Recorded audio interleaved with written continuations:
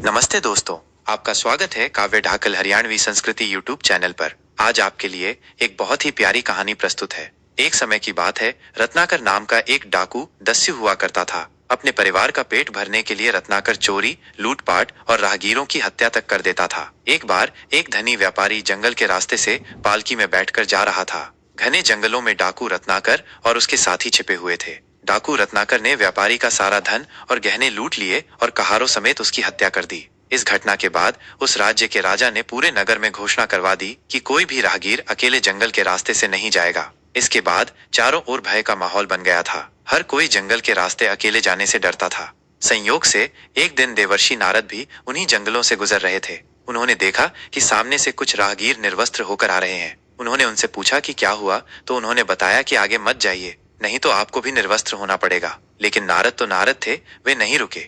आखिरकार हमेशा की तरह डाकू रत्नाकर ने उनका भी रास्ता रोका, लेकिन देवर्षि नारद निर्भय होकर रत्नाकर की आंखों में आंखें डालकर खड़े रहे। ये देखकर रत्नाकर बोला, तुझे मुझसे डर नहीं लगता ब्राह्मण? देवर्षि बोले, भय कैसा? रत्नाकर बोला, मैं डाकू रत्नाकर हूँ।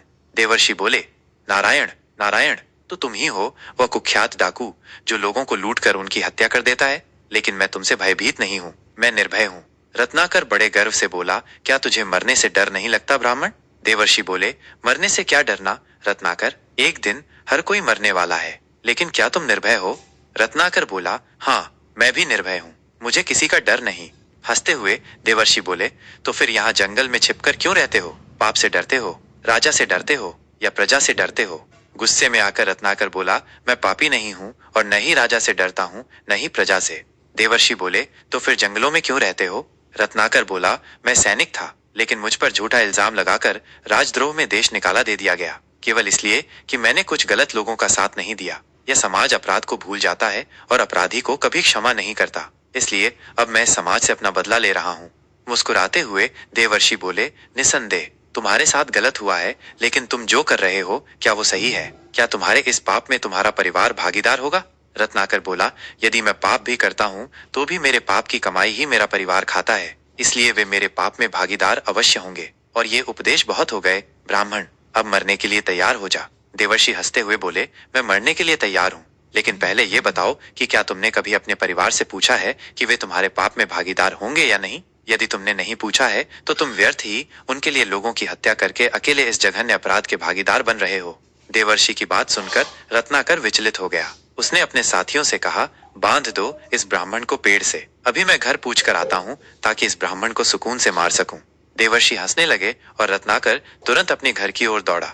रत्नाकर ने घर जाकर अपनी पत्नी से पूछा, मैं जो कर रहा हूँ क्या वो पाप है? पत्नी बोली, चोरी, लूटपाट और हत्या करना तो हमेशा से पाप है स्वामी। पत्नी की ये बात सुनकर रत्नाकर थोड़ा विचलित हो गया। उसने दूसरी बार पूछा, यदि ये पाप है तो क्या तुम मेरे इस पाप में भागीदार हो? पत्नी विनम्रता से बोली, आप मेरे पति हैं, आपके सुख दुख में आपका साथ देना मेरा कर्तव्य है, लेकिन आपके पाप में भागीदार होना नहीं। यह आपका कर्तव्य है कि आप हमारा पालन पोषण करें।